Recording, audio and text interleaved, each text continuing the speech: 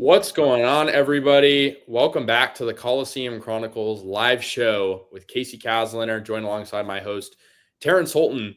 As we're still here in the offseason, spring camp chugging along. I've heard some good stuff out of camp, especially on the offensive side of the ball lately. That's what we're going to talk about today with the pass catchers. But Terrence, how you doing today on this fine Monday evening?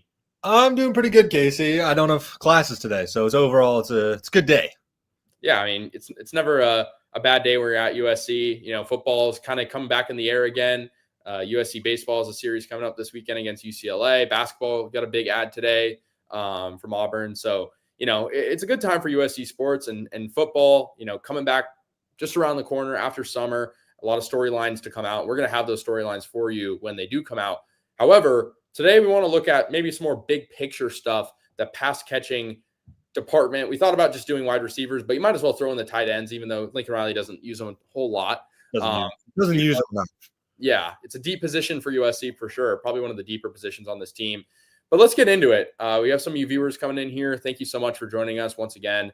But it's the pass catchers today, wide receivers, the tight ends. And yeah, so just to recap what USC was able to do in the offseason, they had some losses. Of course, the big one is Deuce Robinson going over to Florida State where his dad played. And Zachariah Branch goes to the SEC, going to Georgia. You lose Kyron Hudson, who had been with the program for a bit. And then you lose Kyle Ford, who played in college for a long time across both UCLA and USC. But you add in a couple of good additions. You bring in Prince Strawn from Boise State, who didn't see that much time just because they were a run-heavy team with Ashton Genty, the Heisman runner-up. Zacharias Williams coming over a couple days ago from Utah. And you bring in the true freshman Corey Sims, Tanook Hines as well. And you have Xavier Jordan coming in who redshirted last year. Anything that stands out to you just in the additions and subtractions, Terrence, as we read those names? Yeah, I mean, we talked about with the DBs last week, it's a deep group in my opinion. However, it's also decently inexperienced. Like we're seeing a lot of juniors and freshmen, not a ton of sophomores. Obviously, I believe Strawn's a sophomore, or going to be a sophomore, I should say, because obviously Lane and Lemon right now, sophomores coming up on junior years. I still think it's a really talented group, obviously. I mean, any group that's led by players of the caliber of Mekhi Lemon and Jacoby Lane is going to be talented. I'm hoping that they lean less on, because, in the past years, Lincoln Riley has been about alternating all these receivers in and out. I hope they lean heavily on Lemon and Lane. I'm going to be honest with that. Yeah, I definitely agree with you. I think that's something we sort of preached last year. And I think we couldn't necessarily get a good forecast on it because, USC switches quarterbacks mid-season. And we know that Jacoby Lane had a really close relationship with Miller Moss. And, Miller Moss, I think, was very well liked across the receiving corps. It just felt like they were using a lot of guys. But, yeah, to talk about the constants, Jacoby Lane, of course, coming back, Mekhi Lemon, Jay Fair, Lake McCree, Walker Lyons, Xavier Jordan, and a few others, but those are the main ones. And the tight end position, we'll get into that. That's probably one of USC's deepest positions. We talked about Lake McCree and Walker Lyons. Those two showed a lot of flashes last year, especially when Lake McCree got injured. You still have, Walker Lyons, who's very, very good at blocking.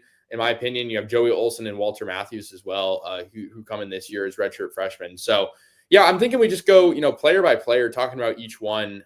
Let's talk about Jacoby Lane. Let's get him out of the way because there's a lot you can say about Jacoby Lane. Personality off the field, he's a guy that, everybody seems to like. He's a fun personality. On the field, he can make that game-changing play. We saw against UCLA, he had that game-winning touchdown. We saw against Wisconsin, he had some really big touchdowns. He's a guy who, if you're in the red zone and you throw it up to Jacoby Lane, it's almost guaranteed. It just feels like. Yeah, we're seeing in spring practice, like the main highlights that we see are Jacoby Lane ridiculous catches. And I don't think that's going to slow down this year. Obviously, he had that incredible one versus Maryland. I think you know what I'm talking about, where he kind of backhands it with one arm. That was incredible. I think he's kind of disrespected, I'm not going to lie, by a lot of the media as far as Big Ten receivers go. Because I've seen a lot of these, way too early position rankings of wide receivers in the top 10 in the country or even the Big Ten. Mekhi Lemon is usually in there. I am not seeing a lot of Jacoby Lane. I think that's ridiculous. There is probably, I think in the entire country, the only person I would trust in a 50-50 ball over Jacoby Lane is Jeremiah Smith. And I mean, obviously he's fantastic. I think Jacoby Lane is incredibly disrespected. Part of the reason I'm not going to say he's like one dimensional, obviously, but his main thing is deep balls and catching those 50-50 ones. He hasn't showed off that real ability of run after the catch, I guess. Nonetheless, fantastic receiver.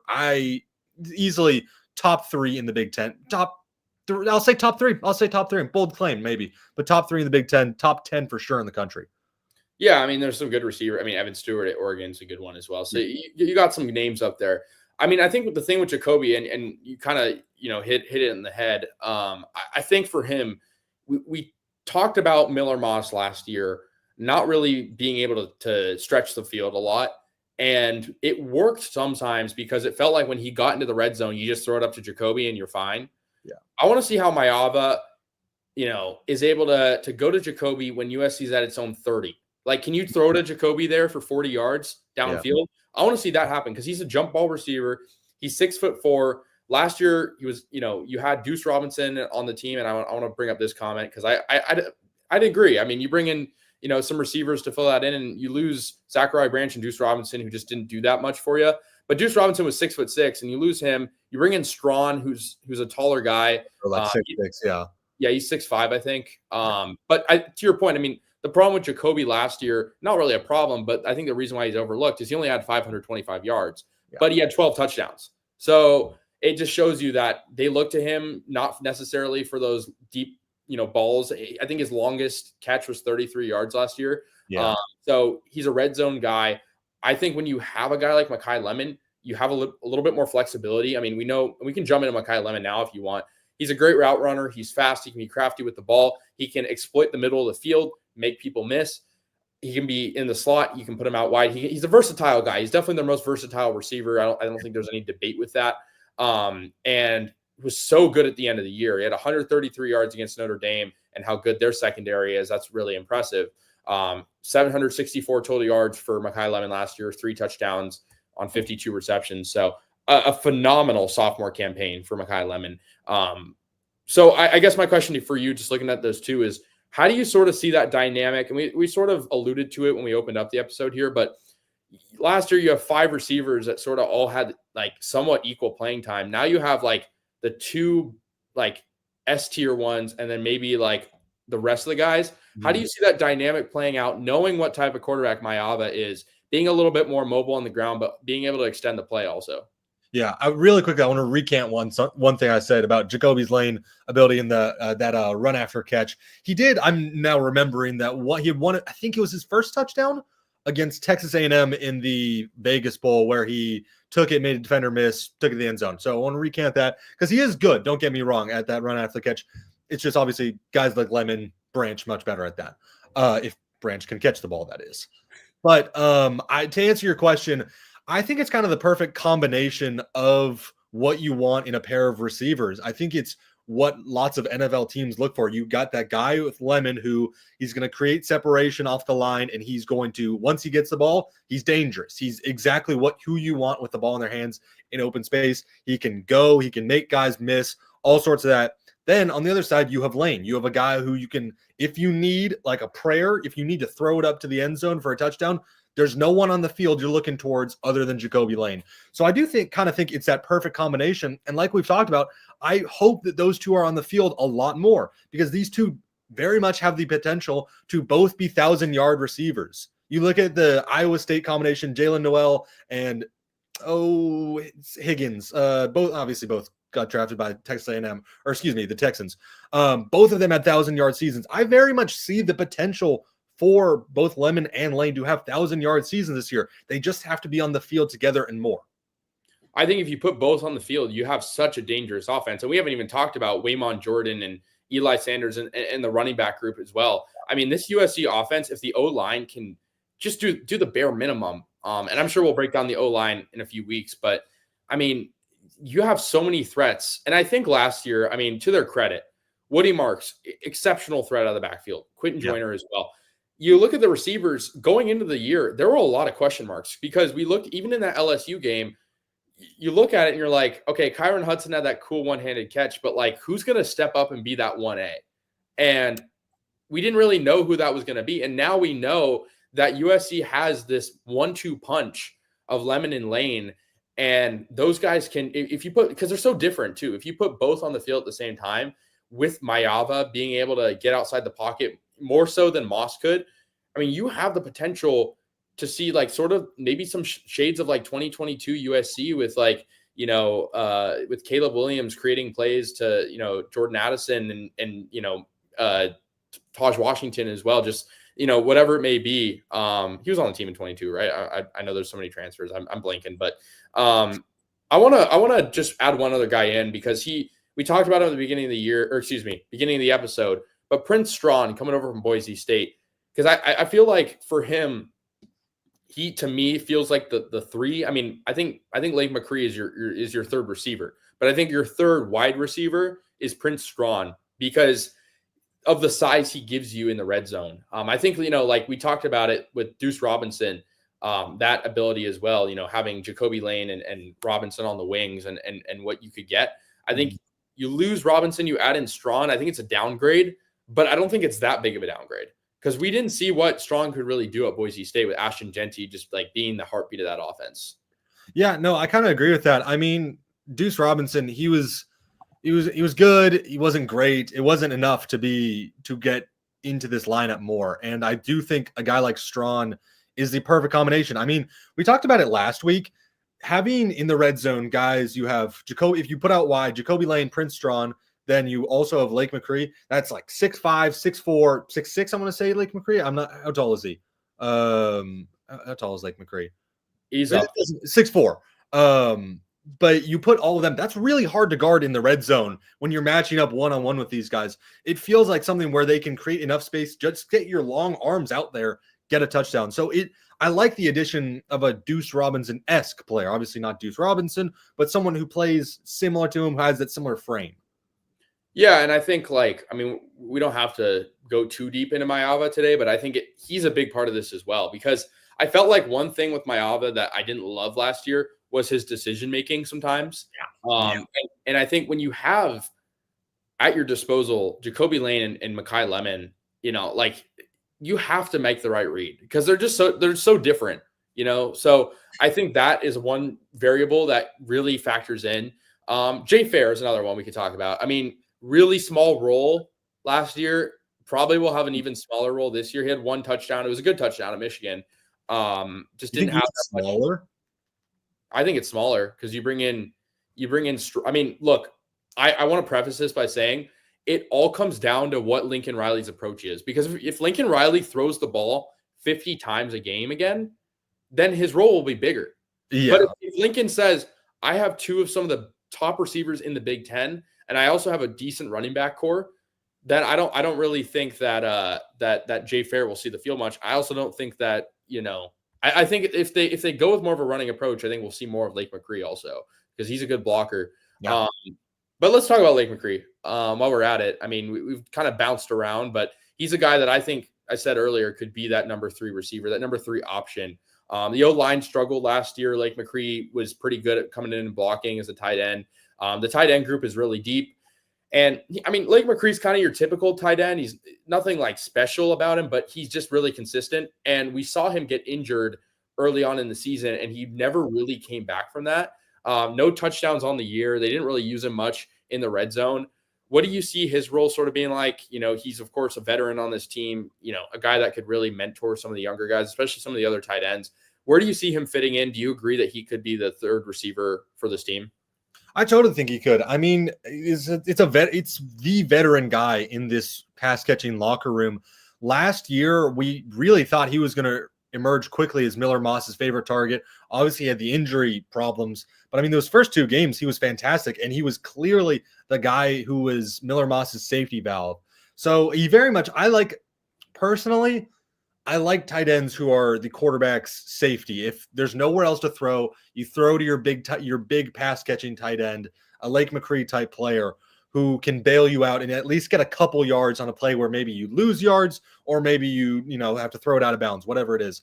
So I think it's very possible Lake McCree is used. It's of course it's really contingent on if he can stay on the field. But if he can, get over those injuries, which that's no small feat.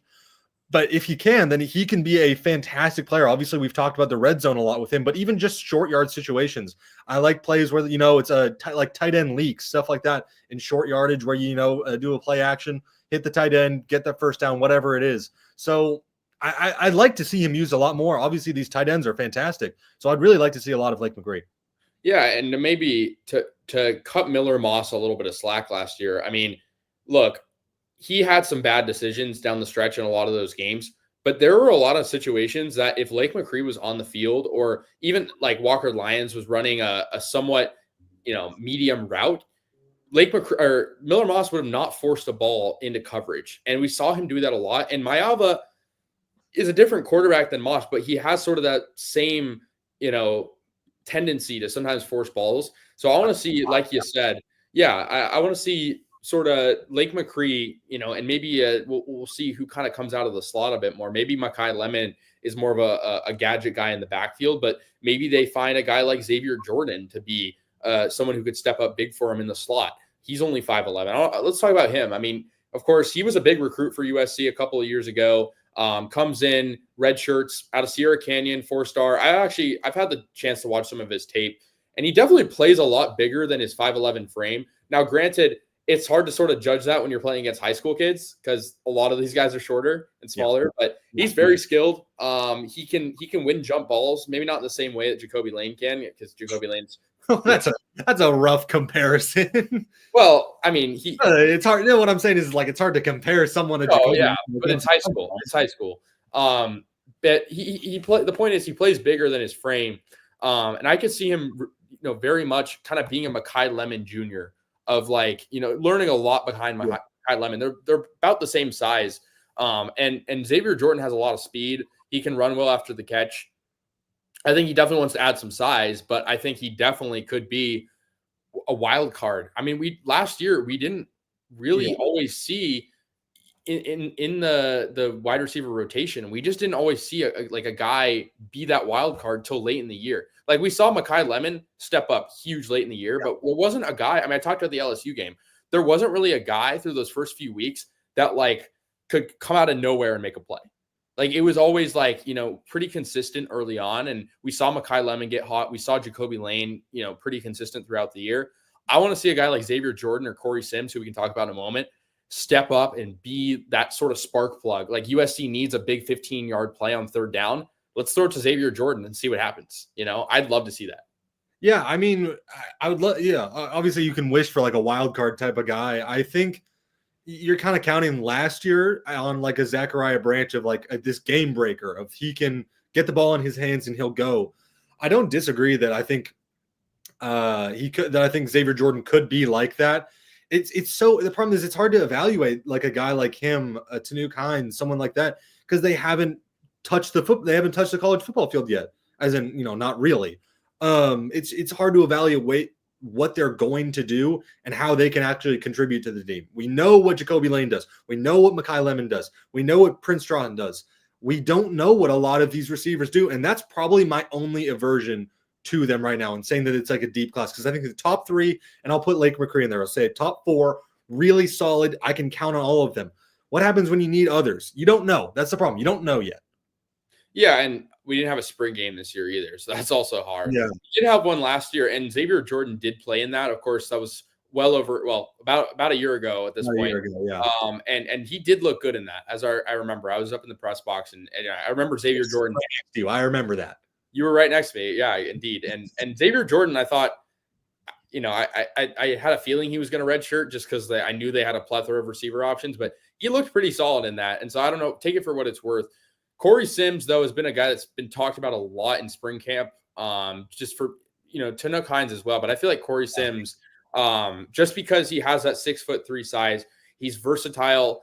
And I mean, we talk about Xavier Jordan being Makai Lemon Jr., sort of smaller version of him. I think Corey Sims is sort of emulates a bit of that Jacoby Lane ability. He plays a bit more in the slot than out wide, but he has the hands that Jacoby Lane has. He has the frame. He can win those one-on-one balls. And he's not a guy that's super fast. I mean, Jacoby Lane's not the fastest guy, but he's shifty. He can make those plays. I think just giving a guy like Mayava as many options as he can have, I mean, I think, injuries are always a factor as well. I think Corey Sims is another guy who, might not play much at all this year, but, if he does, you're going to look to him sort of inside the 20 to make that big play for you when guys are double teaming Jacoby Lane. Because last year, I mean, teams, they knew how good Jacoby Lane was, but it was sort of his breakout show, right? I mean, he didn't play much his freshman year. So I think now teams are going to be prepared for Jacoby Lane and what he has up his sleeve because he's kind of a tricky guy to face. So Yeah. I think that kind of brings in guys like Corey Sims where it's like you can play kind of similar to Jacoby. Yeah, I mean, like we've been saying, we're just looking for that guy, one of these freshmen, the Tanook Hines, the Corey Sims, to step up off, I'm not going to say the bench because they will probably get snaps just because of the inexperience, I'll say, on this USC team. I don't disagree that he definitely has like a similar frame in all to Jacoby Lane. It's hard to judge, as we've been saying, these high schoolers of what they can do, because in high school you can do it all. The reason you are coming to USC, the reason you're coming to a Power 5 school is because you were that good at everything in high school. So it's hard to judge maybe what he'll do.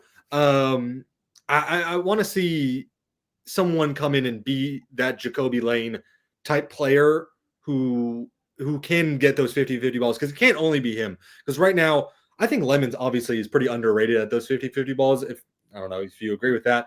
I just think back to like that one Holiday Bowl catch. He had like a really deep one. Miller Moss kind of lobbed it over two defenders. Great catch. Anyways, it was a ramble. I would like to see a player who can come in and be not Jacoby Lane, but someone who can at least supplement him. As you just said, like like Xavier Jordan and Mekhi Lemon Jr., maybe someone like Corey Sims can be a Jacoby Lane Jr., something like that. Yeah, and I mean, you also want to build for the future because, I mean, we can kind of safely assume that if Mekhi Lemon and Jacoby Lane have good seasons, they're probably going to go to the NFL after this year. I assume so. Pending anything, I mean, maybe, there's always the talk of transfers, but they're probably, I mean, they feel NFL ready is my point. I think Mekhi Lemon for sure. I think Jacoby just needs a little bit more versatility to his game, we'll say. A couple more guys we haven't touched on too much yet. Walker Lyons, I liked him a lot as a blocker. I think especially would have been the strong side block on the left side of the line. I thought he did a really good job last year. I mean, we obviously saw Elijah Page struggle on the left tackle, and he's put on some muscle. He seems like he's supposed to be a lot better this year. But I liked Walker Lyons in a 2 tight end set, or even just one, coming out and blocking on the left side. I thought he did a great job. I think it was the Nebraska game. I was particularly fond of his game. So I don't know if you have any thoughts on him. And then Zacharias Williams coming over a couple days ago in the transfer portal. He was supposed to be Utah's wide receiver 1 potentially. Probably won't play much at USC. Yeah, it's hard to assume with him. He's I want to say LA, at least Southern California kid. So it makes sense you want to come back to USC. It does feel like a depth add, I won't lie, because it didn't feel like it doesn't feel like it's not a game changer. There was that receiver Trevor Pena, the guy he was Syracuse transfer, just committed to Penn State. It was reported USC was in the mix for him. I actually was kind of not rooting for that, I'm going to be honest, because he had a very good year at Syracuse. It felt like it would have taken away from Mekhi Lemon and Jacoby Lane's snaps. So I was actually completely fine with him not coming to USC. But anyways, this feels like a depth add. He had as far as freshman years goes, he had like 100 yards, 2 touchdowns, I want to say. Is that right? Something like that. It feels like building for the future, like that type of ad. So I agree. Yeah. Yeah. I mean, he only played 3 games last year. His best game came against UCF. It was a win for Utah, and he had 72 yards on 6 receptions. He also had a 33-yard grab. Other than that, he only had 4 more catches outside of that in 2 other games. So yeah, probably a depth add, and you can understand. I mean, the skill is there. That's why Utah is kind of in a weird phase for their football team. Gonna have a new quarterback. They brought in 3 transfer quarterbacks next year. That probably was a turnoff for him. Maybe he wanted to go where home was, and clearly he did. So yeah, I mean, I think it's a good ad just because the depth at receiver just was looking bare. I mean, you wanna have those, direct, playing time for Mekhi Lemon and Jacoby Lane. But what happens when one of those guys gets hurt? You're in a big hole, I think. And you never want to like jinx it, right? So I'm not gonna like say too much, but like if one of those guys gets hurt, like USC would have a big hole to fill. And we saw that last year, even though USC had a pretty good, array of receivers, they still had holes. Like they still had, just the inability to get the ball downfield sometimes. And some of that came with the quarterback play, but a lot of that too was like they didn't really discover Mekhi Lemon until later in the year. And once they did, he played a lot better, right? And we knew Jacoby Lane was good. So yeah, I think a guy like Williams could come in and create that play, when called upon. We saw Jay Fair do that a couple of times last year, and I think him and Williams have sort of similar playing time. But yeah, I mean, because I always look at ourlads.com for the depth charts. They're not always accurate, and they haven't added in the Zacharias Williams transfer in yet, but they have Strawn at the starting X receiver. They have Jacoby Lane as the Z, and they have Mekhi Lemon as the Y with Lake McCree as the starting tight end. And then the two deep, I guess we could say, they have Corey Sims at the X. They have Xavier Jordan at the Z. They have Jay Fair at the Y. And again, that doesn't factor in Zacharias Williams because he's not official yet. And then the backup tight end, they have Walker Lyons. Does anything stand out to you there? Just the two deep group, I guess you could say, for the pass catchers? Yeah, I do like the experience with Jay Fair behind Mekhi Lemon because it is at least a decent, a guy who has seen the field with USC a little bit. I think we haven't talked about two of the other freshman receivers, Tanuk Hines and Romero Eisen. I've been reading up on those guys. Those dudes can go. I don't know if you've seen like their track times because they're both sprinters, both sub 11 100 yard dashes. Is it meter in America? I forget what it is. I think it's 100 yards. Assume it's 100 yards. That's what a football is. Those guys can go. A thing that Lincoln Riley has done a lot in his play calling, I'm personally not a fan of it, is like the bubble screens. He's done a lot of them. I personally don't love it. It does, however, when you get those guys into space, those quick guys, when you could get Zachariah Branch, when you can get Mekhi Lemon into space, they are dangerous with the ball. I would like to see Eisen and Hines with the ball in those bubble screen scenarios because I thought Lincoln Riley overused them last year. I don't know if you feel the same way. I thought this is a conversation for a different time. I wasn't a big fan of Lincoln Riley's play calling. I think it's dropped off a lot since when I was a freshman. When it's hard when Caleb Williams is quarterback, but I think I would like to see those guys get the ball with space in front of them, with green grass to go, because they can go. They are quick. Get the ball in their hands, let them go. That's how I'd like to see a lot of those freshmen used, like personally. Yeah, I agree. And I think I have some mixed feelings on the bubble screen thing because I don't mind them too much as long as they're not being thrown to Lake McCree. Because it's like we saw that so many times last year. And McCree don't get me wrong, he's a great football player, but he's not fast. Tight end bubble screen just makes no sense. It doesn't work ever. Unless you have a Brock Bowers, a Kyle Pitts, it doesn't work. With all due respect to Lake McCree, it just doesn't work that much. I think that's something that could have worked well maybe with Deuce Robinson because a lot of people sort of touted him as a tight end. Yeah, he was on most major recruiting sites. He was actually a tight end coming out of high school. So but he's skinny, obviously. But like you said, Eson and Hines, both 4 stars and pretty big too because both were talking with SC rivals. I know Eson was pretty close to signing with Penn State, and then Hines was pretty close in talking with Notre Dame, I believe. He's really heavily on Notre Dame, yeah. Yeah, and so I think that's big for the future too, because Longstreet, you want to keep him engaged and involved, and that's probably your future offense in some capacity. You'll probably bring in a transfer if we're looking way ahead, and then you also have the 26 class as well. So I think as far as the receiving room goes, you don't have a ton of depth in terms of guys that have proven themselves, but you have a lot of depth in terms of guys that have really looked good out of high school and that have been highly recruited. And so I don't know. I don't know if you have thoughts on that, just sort of depth overall. Because, you look at the depth chart and the only guy we haven't talked about is just Josiah Zamora, who probably won't play much at all this year. And again, I don't even know if he'll step foot on the field, but respectfully. But tight ends as well. You have Joey Olson, redshirt freshman, Walter Matthews, redshirt freshman. These are guys that, could pretty highly recruited guys who I feel like obviously it was Matthews more than Olson. There's a lot of potential in that tight end room. Casey, you were talking about earlier, it's one of the deeper rooms, and a lot of that is based off potential of what we saw in high school. So I think it's super possible that like a lot of those guys could break out. Obviously, if a Lake McCree, he struggled with injuries, and this is knock on wood, anything happens to him, I think there's plenty of backups behind him who can really have those breakout years. Yeah, if you lose Lake McCree, I mean, you lose the leadership and you lose the consistency, but you bring in, I mean, again, Lyons was not a guy who was catching a ton of footballs. He also wasn't utilized a ton in receiving plays, but he can block well. He And only so, played like 3 games, I think. yeah, I mean, McCree wasn't out that long, but his injury was pretty scary, and he just didn't feel like the same player when he came back. Like he had that helmet to knee play at Michigan, I believe, and yeah. that was the same game Mekhi Lemon, I think, was in concussion protocol. Yeah, after the punt return. Yeah. You're right. Yeah. And I think that too. I mean, we could talk about Mekhi Lemon as a return specialist. We should. I mean, that Rutgers game was pretty fun to watch. That was fun. That was awesome.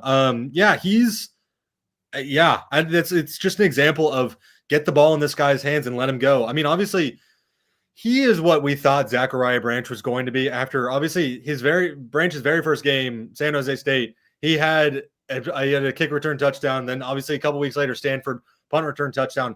Was pretty convinced that this guy was the next Biletnikoff winner after that, but he couldn't catch the ball. So that was kind of an issue. I think Lemon is everything we thought Zachariah Branch would be.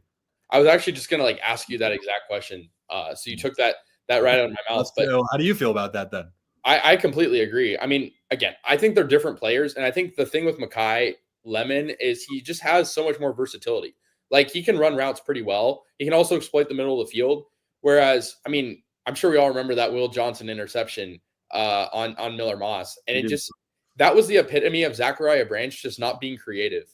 I feel like Mekhi Lemon is a very smart football player. He can do a lot in space, and he can also find areas of the field that most other receivers can't. I mean, remember that UCLA, I want to say it was like a 50-plus yard play that Mekhi Lemon had, and it was a beautiful throw from Jaden Mayava, but that was a beautiful route, even more so that for Mekhi Lemon, like thinning the needle and just meeting in space in the middle of the field. I mean, that's a risky throw in a UCLA game that was close the whole way through. Yeah. And I don't think we ever really saw Zachariah Branch running routes like that. Like we saw some good plays with him up the seam, but we never really saw Zachariah Branch like on a, I don't know, a corner route in the middle of the field, like and he's not a big guy, but neither is Mekhi Lemon. And I feel like Mekhi Lemon can play a lot bigger than his size. Yeah, Mekhi could go up and still get those balls is the thing. I mean, we've already talked about the Rutgers game, but what a key thought of mine is Zachariah Branch. It was right corner of the end zone. He drops the ball after going up for a 50-50. Now, it's a little questionable whether he dropped it or not, but wasn't called a touchdown. He only had one on the year. It's plays like that where Mekhi Lemon would have made that play, in my opinion. Obviously, circumstance, whatever. Mekhi Lemon would have made that play that Zachariah Branch couldn't. So it's perfectly fine to me. Obviously, we talked about the question from Walter Clark earlier about Branch and Robinson leaving was not a loss. Those two would have been depth, in my opinion. I was really worried. Remember, Casey, we were hearing around campus that Jacoby Lane was going to transfer, and I was terrified about that. I was like, okay, program's done. We're finished, whatever. My senior year, we're going to be terrible. But he didn't. So happy about that. I was really shocked he didn't. I was like, this guy is cut out for the SEC maybe. Like, again, I didn't want to be a pessimist. Like, I want SC to keep him, but I'm always a pessimist, so that's just how I think. Yeah, but also, like, it kind of makes sense why he's staying. I know, but, like, I remember this one thing that Lincoln Riley said. I was at the press conference. I want to say it was after the Washington game up in Seattle, and I think, like, I think Lincoln, maybe it was a different game, but he said, like, wide receivers sometimes hate playing for me because they know that, like, they're just not going to get the opportunities that they'll get somewhere else. And I was thinking about that a lot when this transfer cycle opened and Miller Moss had entered the transfer portal and going to Louisville. So it's so frustrating for a guy who coached CeeDee Lamb too. Like, it's ridiculous.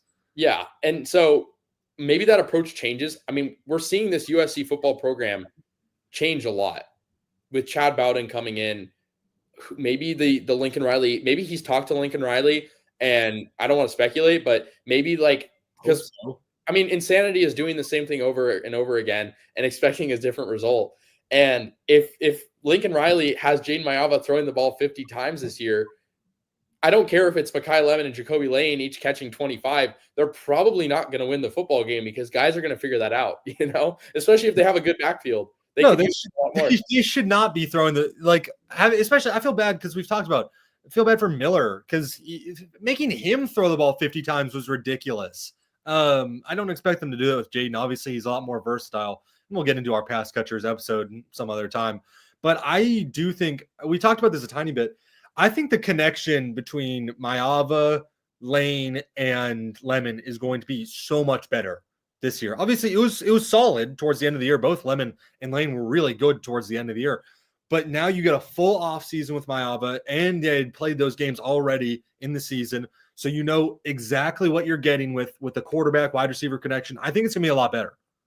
I agree. And I think, a lot of because it sounds ideal, right? Like it sounds so ideal. Like you have Mekhi Lemon, you have Jacoby Lane. Like who's stopping that in the Big Ten? But at the same time, it's like the two big X factors, and we sort of already talked about this, so not to be sort of redundant here, but the two big X factors are like Lincoln Riley and Jaden Maava.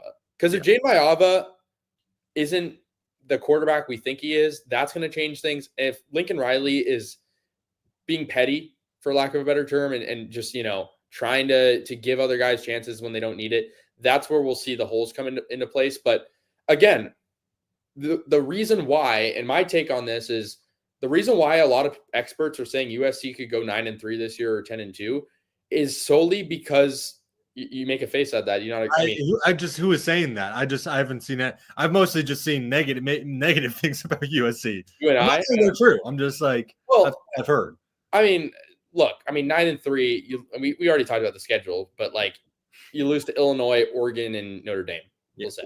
So okay, maybe I'd say the reason why maybe I'll rephrase that. The reason why people are saying that USC can have a winning record and potentially contend for the college football playoff this year is because solely of Mekhi Lemon and Jacoby Lane being the top two wideouts. I know there's a lot of other positional depth on this team, the running back position, the tight end position, the defensive line, but those two are the game changers on this team. Like there's not a lot of other guys on this team I could confidently say you could put into a game and they're immediately going to change it. I think Jacoby has the ability to change a game with one catch. I want to see Jacoby Lane change games with 5 catches this year, and not just from inside the 50-yard line in the opponent's end.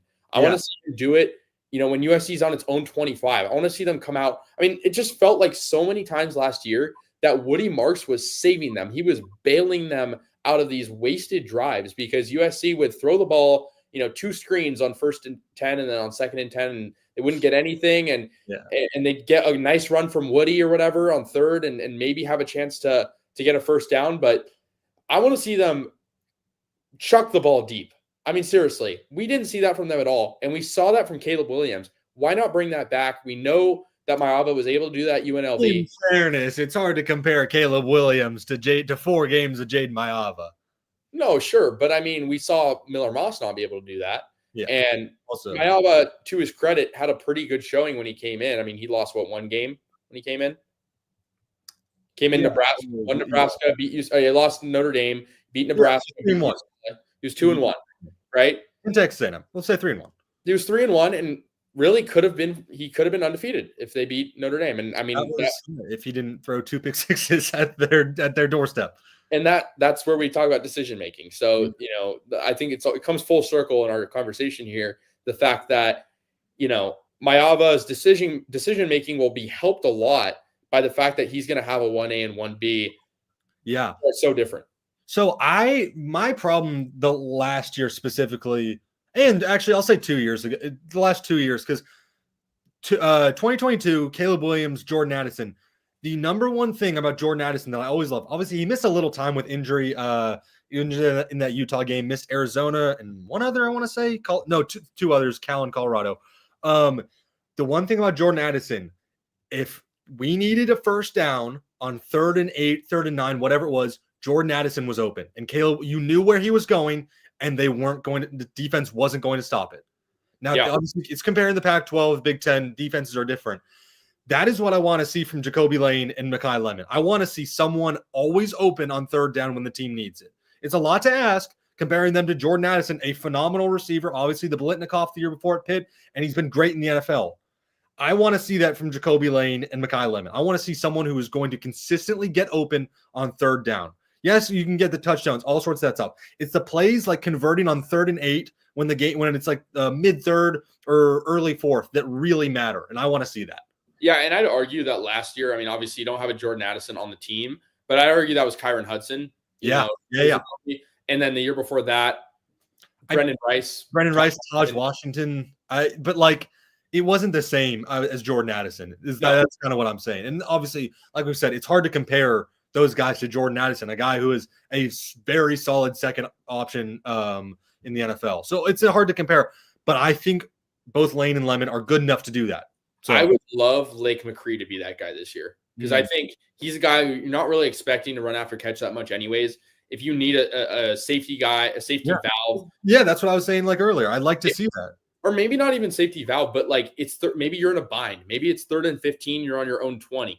Like I want to see like Lake McCree find some open space, go toward the sideline on the right side, maybe have Mayava roll out a little bit. I mean, of course you maybe want to throw to Jacoby in that way, or in that situation, but I think a guy like McCree gives you a lot of positional flexibility. So yeah, I think the point we're trying to make here is USC has not really had a guy like Jordan Addison in a while. And they also didn't really bring in, these past few years, any big transfers, on the receiving end. Obviously that first year you bring in Caleb Williams and Jordan Addison. It's hard to hate on that. Yeah. It's hard to top that. And then, I mean, you thought you were going to get Jerome Miles. Like there's just they've lost a lot of receivers to, commitments in these past few years. I know they lost that kid to Oregon. I forget his name. Blanking on it, but it was this class, I believe. It happened a while. I was reading up on it. I forget the name, but the point I'm trying to make is you don't have necessarily the defined answer if you have NFL caliber receiver. We think that Jacoby Lane and Mekhi Lemon can be those guys, but we still need to see some more. So yeah, it's gonna be an exciting year for the pass catchers. I think this is like the first year since that 2022. Obviously we've had a couple seasons since then that you really look at this receiving room and you say, wow, this team has some really good ballers. Like they have guys that can go out and win you the game. Win you some games. Yeah. And I think like you could sort of say the same thing about Washington and Rice, but like you're downgrading from Jordan Addison to that. You're upgrading this year. Both of those guys are good, and like they're not seeing the field much in the NFL. We both, I think I can speak for both of us. We easily think that both Lemon and Lane are day 1, day 2 at minimum, in my opinion, picks. Yep. And I think back to this comment for a moment, I think the theme of the pass catching room is addition by subtraction. Like you have a couple guys walk, they don't want to buy into the program. So be it. Right. I mean, you have a couple of guys who can step up. You have some freshmen that are looking really good in spring camp. A lot of time till the season starts. We'll still have fall practices and summer stuff going on. But man, I think it's an exciting time for the USC offense. And I think the pass catching room and the wide receivers and the tight ends really make up what could be a deep group this year. Yeah. I mean, like we've said, it's a position group that can go out and win you games. I think it's definitely the best. Obviously, these guys were freshmen your freshman year, and they were my sophomore year. It's the best it's been. I think this is the best team USC has seen since that 2022 year. And obviously, the defense held them down pretty heavily that year. So I think the defense will be elite, and I think the receiving room will make up for a decent offense. That's what I'll say about that. Yeah, well, we're coming up nearly on the 45-minute mark. We haven't gotten many comments on this episode yet. So if you guys have any questions or hot takes or points, get those in the next minute or so, and we can talk about them. Doesn't have to be receiver related. Yeah, just anything with USC football. I mean, the one thing I will say to ground us a little bit is, I mean, I feel like it was at this point last year that people were saying the exact same thing. They were saying, this is the best USC team we're going to see in a while. And then they go out, I mean, they're 7-6. They beat 2 SEC teams, which is like kind of our Super Bowl here. But I mean, let's be honest. There was a lot of things that looked good on paper last year, and they didn't. And I mean, we don't play football on paper. We play football on fields. And USC on paper is looking good right now. It's looking really good. And so we'll see how that's in the offseason. That's what I'll say about that. Yeah. No, so we'll see. National champs on the offseason. Yeah, I mean that 26 class. I mean, a year from now, we could be talking about USC, in a much even more positive light. I really hope we are. Yeah. Well, I mean, Terrence, do you have any sort of closing thoughts here? I mean, we're coming up on I thought we had a good discussion here, just talking about pass catchers, and we're going to talk about some more positions in the upcoming weeks. I'm sure we'll have some more storylines to talk about as well. And we could always do a sort of impromptu podcast if there's a big, commitment or decommitment or something, or injury or whatever it may be. Don't say injury. Don't add that in there. I don't know. I mean, maybe it's an injury on another team. Nothing would. Yeah, well, again, thank you for tuning into this one.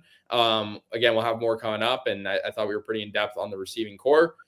Make sure to drop a like, subscribe, follow us on Twitter or X or whatever you want to call it. Our names are up on the screen. Also, Instagram, we post tons of USC content. And we're also going to be talking about some USC basketball tomorrow on my YouTube channel, on the Guardians of Galen podcast. So make sure to tune into that if you want to hear about USC's new look basketball team for next year. Second year in a row, we can say new look for the men's basketball team. So yeah, make sure to drop a like and subscribe, and I appreciate those who tuned in, and we'll see you guys next week. Back next Monday.